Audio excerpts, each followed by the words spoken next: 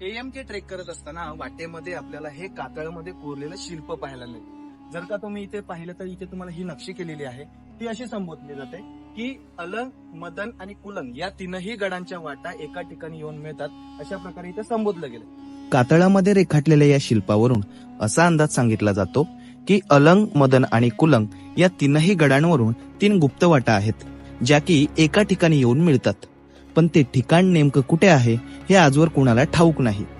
त्याच्या शेजारी जर का तुम्ही पाहिलं तर इथे हातामध्ये शस्त्र घेतलेलं एक शस्त्रधारी मानवाचं शिल्प कोरलेलं आहे आणि स्थानिकांच्या मते हे स्थानिक आदिवासी देवतेचं शिल्प आहे. या शिल्पामध्ये रेखाटलेल्या आदिवासी देवतेला भिवबल म्हणून संबोधलं जातं.